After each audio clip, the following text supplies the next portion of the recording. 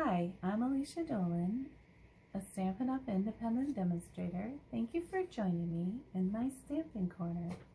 It's time for another Stampin' Sunday video, and this time we are going to make a really cute spring card featuring the Jar of Flowers stamp set. For our card base tonight, we're going to be using a piece of soft seafoam cardstock as our base, and this card is going to open top ways instead of the regular way, so we're going to cut it a little bit different. So we're going to take our piece of cardstock, which is 8.5 by 11, and along the 8.5 side, we are going to cut it at 4 1/4. And then we are going to turn it sideways, and at 5 1/2, we are going to make our, oops, I just cut that one. So I will save that piece for another time. Luckily, we have two. So we'll take our piece and we'll put it in at, measure at 5 1/2, and then we'll use our scoring blade to make a score mark on our card. We will fold it in half and use our bone folder to smooth out that crease. Now we're going to take a piece of Highland Heather, and we are going to cut that at 5. Let's see, this one is already at 5 by 3 3/4.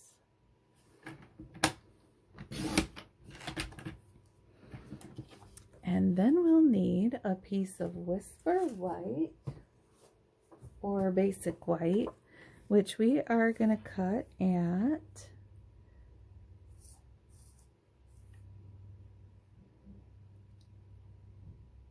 4 3/4 by 3 1/2.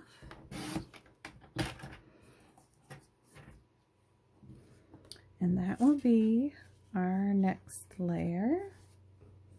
We're also going to need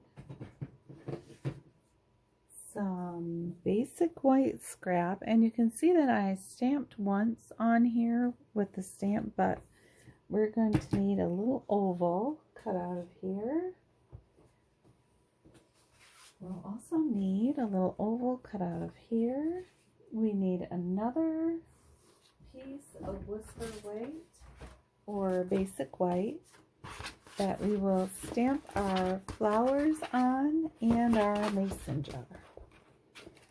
So here, this looks like a good scrap piece that's in my stash. I can use for that. So next, what we'll do is tonight I'm going to use my Stampin' Pierce mat, and you can order these from Stampin' Up. And then I just have a little scrap piece of paper that I set on top of it for when I'm what I call stamping off. I'm not sure if that's a technical term for it or not. So first we're going to stamp in Balmy Blue our mason jar. And the mason jar is from the Jar of Flowers stamp set. We're actually going to use two stamps from this tonight. We are going to stamp the jar, and we're going to stamp these flowers here. And so I've already adhered my jar on top of a block, and this is block D. And so what I'm going to do is I'm going to stamp on my ink several times, And again, when you're using stamps and ink, you shouldn't need to press really hard on your ink. You're just going to want to tap gently a lot of times. So once you've done that, you are going to stamp off on your scrap piece of paper like this, and then you're going to pick up your stamp, and what I do is I breathe on it a little bit to get a little extra moisture in there. And then we are going to stamp on our piece of paper. And see how it's a slightly lighter image than it would be if we had just stamped after we inked up our stamp. Now we are going to grab our mason jar punch, and the best way to punch any image out, I feel like, is to punch it upside down. So I know there are some people who punch their image first and then stamp, but I really like to do it the other way. So we're going to line it up the best we can inside there. Let's see, I don't know. There we go. And we're going to punch that out. And next, I'm going to clean off my stamp real quick, and I'm going to use my chamois,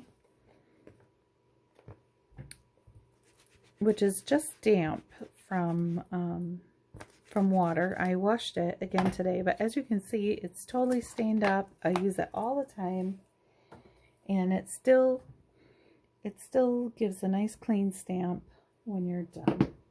Now, some stamps you'll notice leave a little bit of kind of a pink stain. If it's a red or a black, sometimes brown, some colors will leave a stain. And so we are going to stamp our image tonight using Tuxedo Black Memento ink.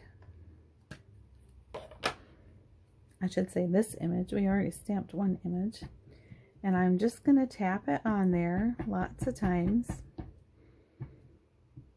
And I'm actually going to stamp off again, because for my spring card, I wanted a bit of a softer image.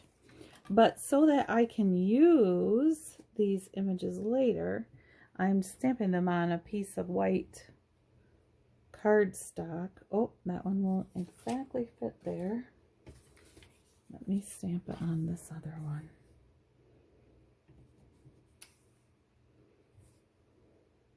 Uh-oh, I'm struggling to find the right way. Okay, so I will stamp it here.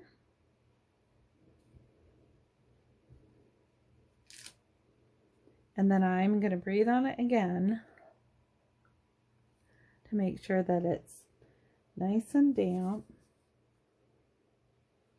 And I'm going to have to grab one more piece of white paper. I need one that's just a bit larger than what I have.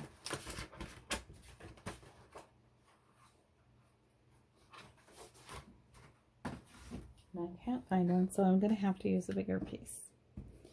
All right. And now I'm going to stamp the image. And you can see the difference in this was the first stamp of the image, and that's the second. I kind of wanted a grayer look so that the flowers aren't quite so sharp. But I am going to save these other images for something else. I can use them another time. So I'm going to close up that black ink for now and clean off my stamp, again using my chamois.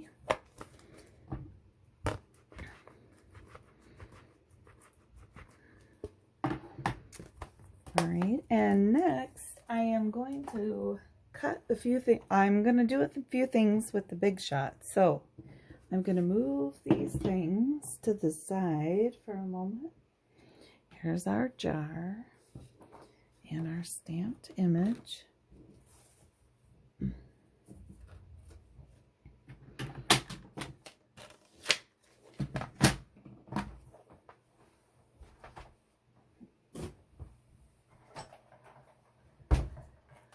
Okay, and this is the Big Shot. They have a new machine out now called the Stampin' Cut machine. Stampin' Up! Does. I haven't got that one yet because I still have this and it works for most of the dies. I found it works just fine. So first, I've got my multi-purpose platform. I'm going to put that in first. And one of my standard plates. Next, I'm going to put a piece of soft seafoam, and this is the smallest oval in the Stitched Shapes Framelits dies. So we're going to set that on there, and I always put my paper down and then my die and then my next plate. So we're going to set the next plate on top. We're going to be careful not to wiggle it around too much. And then push it until this handle starts to turn. And then I can grab a hold of the handle and here and just wheel it right through. Now, when I take it out of there, I'm going to have a cute little oval with stitching around the edges. And I'm going to do that same thing one more time. And this time I can use my scrap piece of white and set it on there. I'm going to put the oval in here, avoiding that little smudge mark that I made earlier. And I'm going to push it in again until the handle starts to turn. Crank it through. And I have another small stitched oval. So I'm going to set those over here with the pieces that I've already cut out. And next, I want to use one of the 3D embossing folders. So with the new cut and emboss machine, there's a special plate that goes on the bottom. I don't have that. And so I just take and open this up to tab 1 and set it down. I have the silicone rubber sheet that Stampin' Up! Used to sell. I'm going to put that down next. And then I need my 3D brick and mortar embossing folder.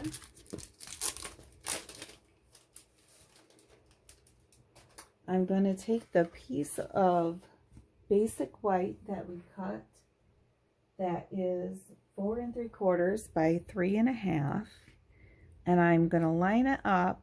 If you can see, there's a line along this side, and I'm just going to line this up with that so that it's kind of centered. I like the bricks to be kind of in the center on the edges or somewhere in between and not in the crevices. So I'm going to close that carefully, and I'm going to set it in. And when you're putting these embossing folders through your cutting machine, you want to have the folded edge go first. So we're going to put that side down first. Then we're going to add our top plate, and again we're going to push it in until the handle turns a little bit. And then we're going to roll it right through. And now when we take out our piece of white paper, we end up with a beautiful brick look embossing. So we'll set that to the side. And we are done with the Big Shot for now. So I am going to move that right out of the way. And when I store my Big Shot, I always put my plates and my base plate right inside there. So I always know where they are. All right, and now we'll move our mats back and get started with the next set of things we're going to do. So now we have our base in soft seafoam. We have our second layer in Highland Heather. We have a cute embossed brick layer.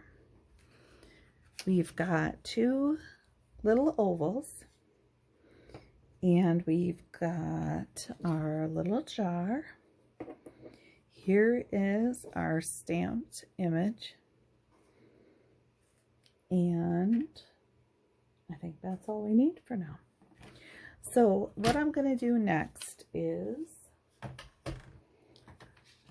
show you how I colored the jar first. If you look closely at the card, I tried to make it look a little bit like the jar had some water in it.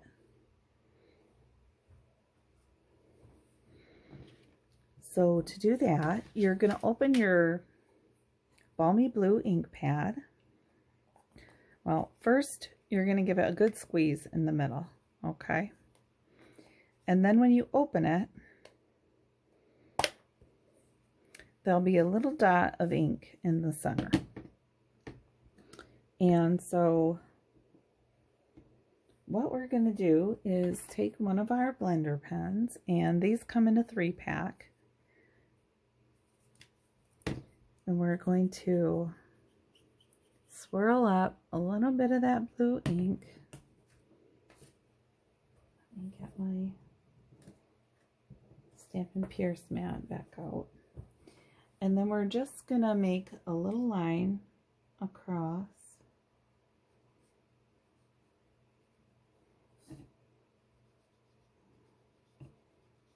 And we'll color it down around the edges a little bit.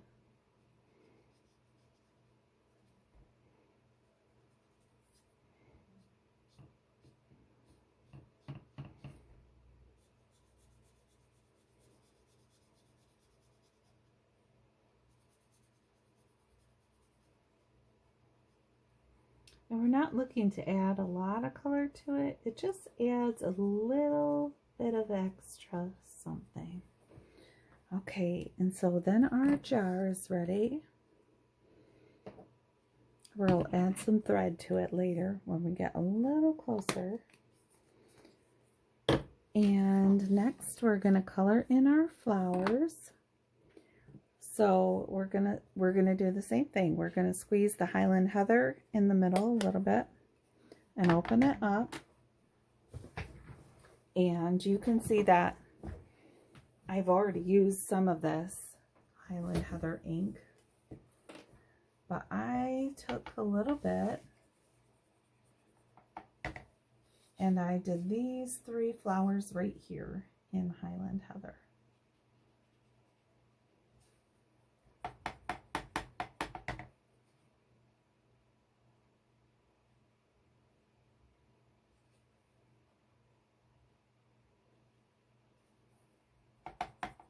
And anytime you're using your blender pens and you're coloring like this, it's better if you start out with kind of a light color and build your way up to a darker one if you want to. Because if you get too much color on, you can't take it back. So I always try to color a little bit on the light side at first. And then you can add a little extra shading. Plus, if you're using a basic white paper, you're going to find that if you work with it too much, if you get it too wet, it'll start to fall apart. And you really don't want to have to start all over. So there's our 3 flowers. And then I'll go back and add a little bit of shading along the parts where I think it could give it a little extra depth.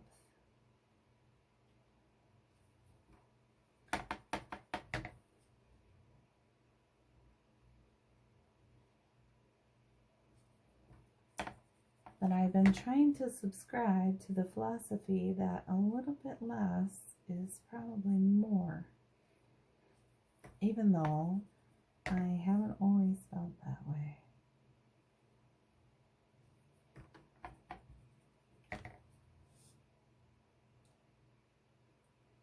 Sometimes I go overboard and I add too much, and then I can't take it back.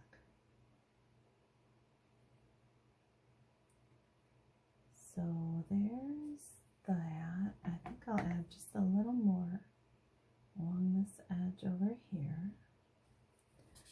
All right, and then to wipe the color out of these blender pens, all you do is just color a little bit on some white paper, and you can move right on to your next color. Sometimes if I'm using a really dark color, I find that doesn't work, but for the most part, it works out just fine. Okay, and next we're going to use some Blushing Bride. So again, we'll squeeze it in the middle, open it up, and then we can take a little bit of that pink color and start on these flowers here. And the other thing you want to kind of remember when you're using the blender pen is you kind of want to work fast with this basic white paper. That's why it's a little bit better to go in light layers, because it'll make your layers blend a little easier. So I try to do small sections at a time and work fairly quickly, which is really unusual for me, to be perfectly honest. I'm not a fast crafter at all.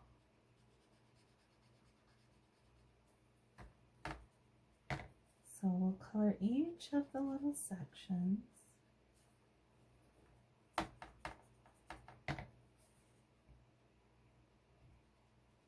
And you also want to try not to get too close to the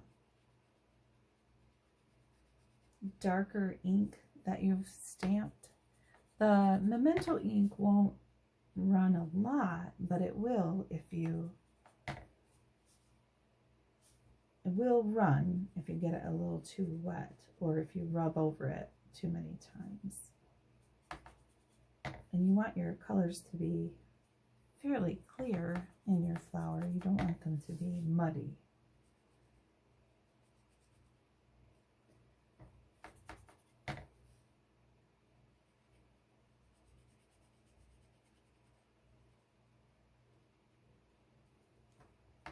So I think those tips will help you accomplish that. Be able to work quickly.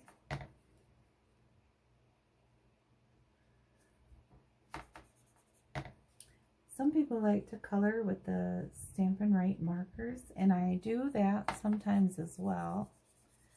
But I find I have a little more color control if I use either colored pencils or a blender pen and the ink pads.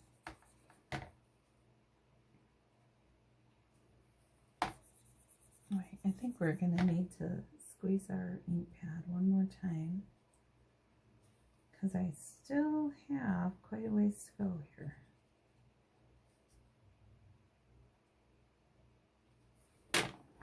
All right, let's give it one more squeeze. There we go. That should last us through the end.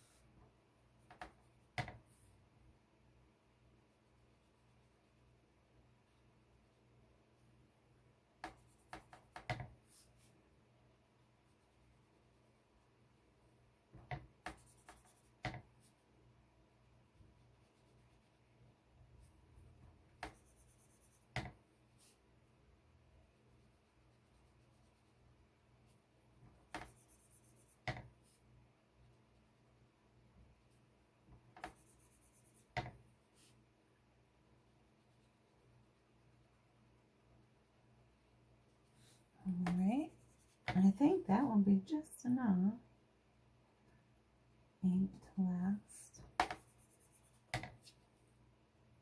And then we'll move on to the green leaves.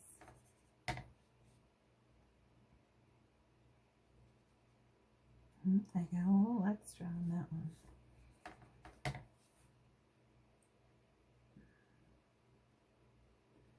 Okay, and then we'll go back just a little and give a little more shading in there,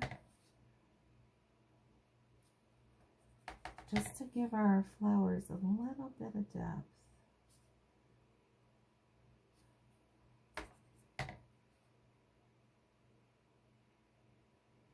There we go, that's starting to look better.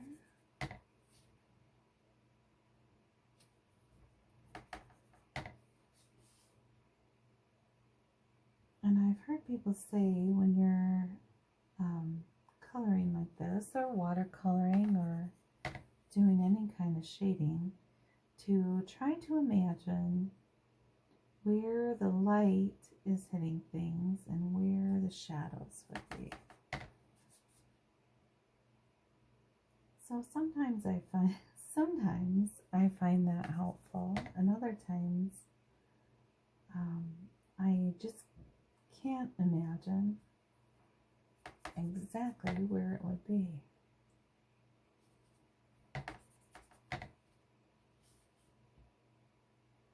I know that the center is probably usually darker, and along the edges of the leaves where they cover up the leaf below,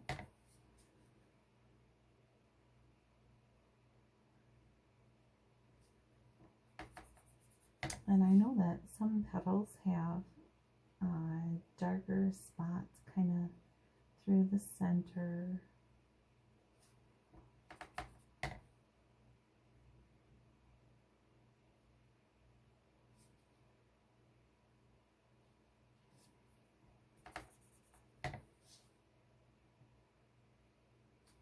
And really, the flowers would look just fine, I think, just being colored.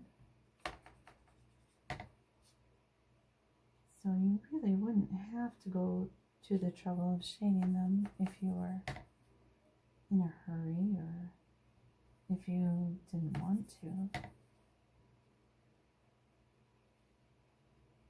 It's kind of fun to try and imagine a little bit how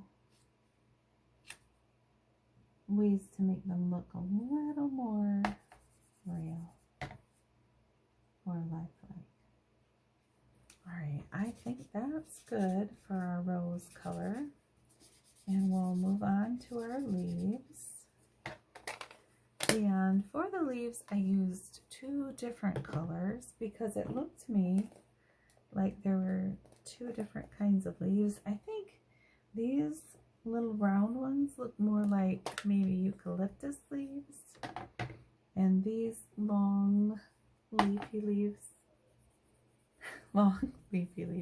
that sounds a little silly, but I think they look like a different type of leaf.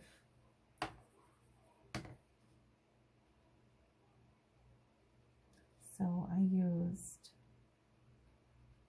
for the ones that I thought looked more like eucalyptus, I used soft sea foam, and for the wider leaves, the other leaves, I used pear pizzazz. So right now I'm using the soft sea foam.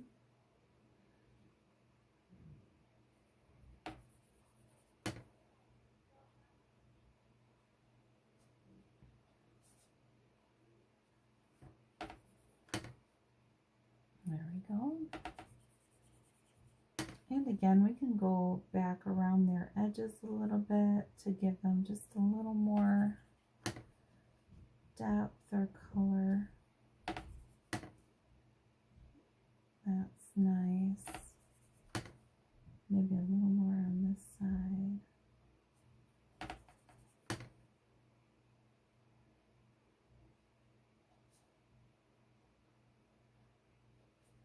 There we go. And then we'll get our pear pizzazz.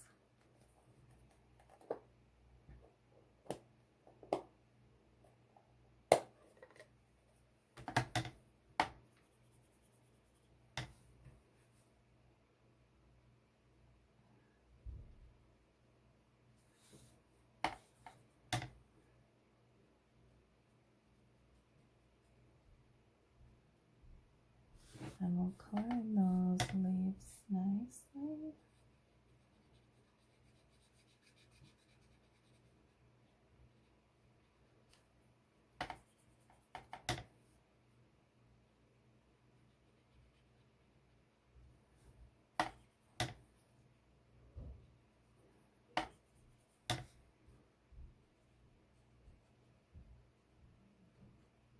Okay, and that's our last little leaf there. And so now I'm going to close up our inks and grab my paper snips, and we are going to do some trimming. And what we're going to do now is called the fussy cut.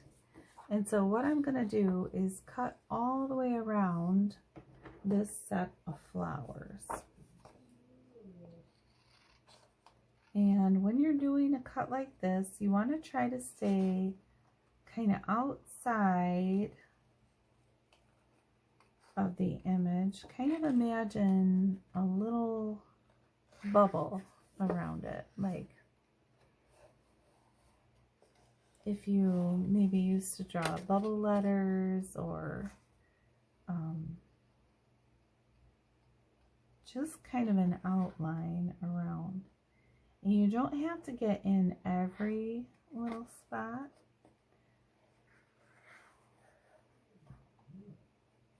But you do want to do your best to turn your paper instead of your scissors. It'll make your, it'll make the process. And I'm sure I actually turn both of my papers and my scissors while I'm working. But I have found it's a lot easier on my hands to turn the paper than to be cutting with the scissors and turning at the same time.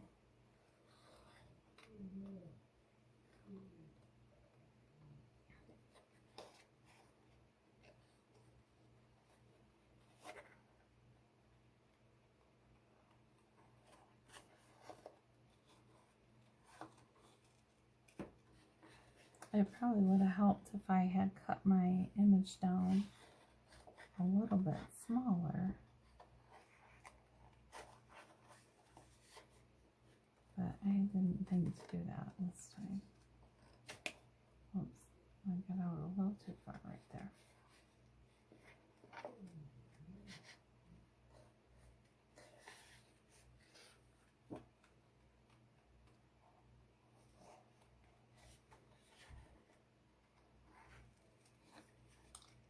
All right, now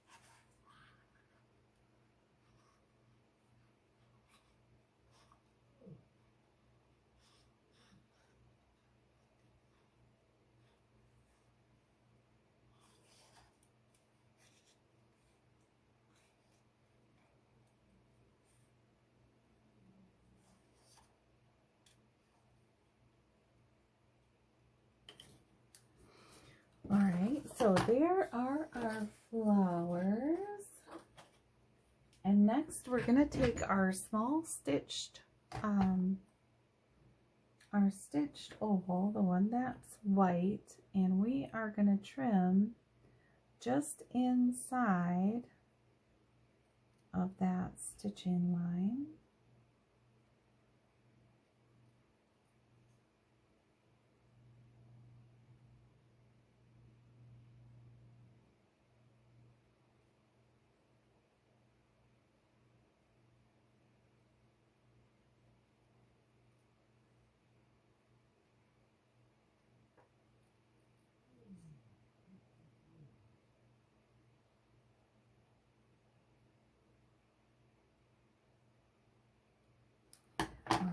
And then I have a little piece of sponge, and these sponges come in a circle, a round circle, and I always cut out a wedge, and I used, on this one you can tell I used a different shade of green on one side than on the other, but I'm going to use the soft seafoam, and I'm just going to dab my sponge there in the ink. And I'm going to soften the edge of this circle because my oval isn't exactly perfect. But if I use this ink to just soften the edge, it'll make it look a little nicer on top of the other oval. And then I can stamp on here my sentiment, and this time I chose hello, and the jar of flowers set doesn't actually have any words, and so I used the country home, and there's this cute little hello right here that's perfect for this card. And we're going to put in our memento black ink. And then once again, we're going to stamp off a little bit. So I'm going to stamp up here. And then I'm going to breathe on my stamp. And stamp one time on my oval so that it kind of matches the shade that I used for the flowers. I'll clean my stamp off real quick using my chamois. And close up my ink, and now we're ready to assemble our card. So what we'll do is, first I'm going to use my liquid glue. I'm going to turn over my hello and put a little glue on the back side of that. And remember, when you're using the liquid glue, that you don't need a lot. You really just want to use the minimum amount you need to get everything to stick together. So there's our hello, and then we can start our layers. So first is going to be our Highland Heather, and we're going to put glue all around the edges, a thin line, and then a squiggle down the middle. And we'll carefully turn that over and line it up so that's about in the center of our card. And with our liquid glue, we can kind of scoot it a little bit if it's not exactly in the center. But you want it to be as close as it can be to start with. If you have to scoot it an inch or more, you're probably going to end up seeing the glue anyways. So next is our basic white that we embossed with the brick folder. 3D brick and mortar. So we do the same process with the glue. Turn it over, line it up so that it's mostly centered, And we can kind of scoot it to get it in just the right spot. Alright, and next we are going to take some linen thread and wrap it around our jar. And I wrapped mine 3 times. 2. But you wouldn't have to wrap it that many. And we'll tie a little bow.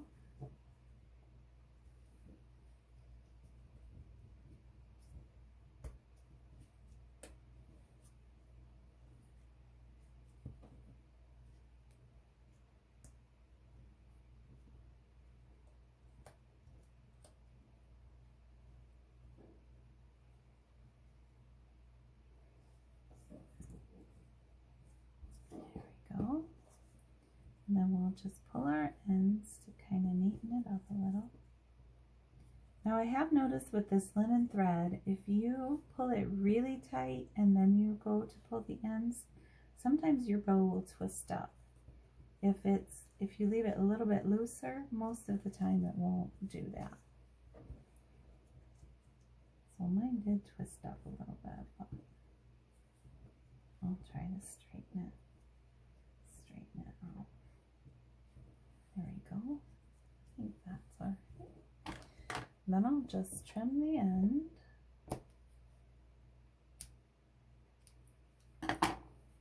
And tonight I'm using the mini Stampin' Dimensionals just because I haven't opened a pack of the regular sized ones yet. I have these out on my table. So there's that, and we can peel the backs off and put our jar right over here. Whoops. There we go. We'll add some Stampin' Dimensionals to the back of our flowers.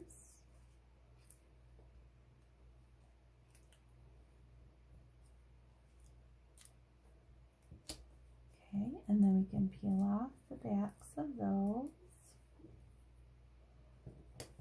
and turn them over and stick them right up here.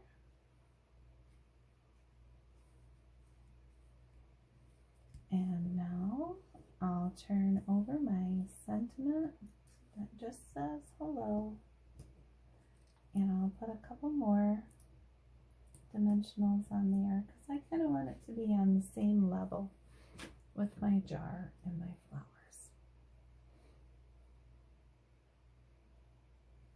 And we'll just stick it right there. And there we are, finished with a really cute spring card. Perfect to send a little hello to someone you're thinking about.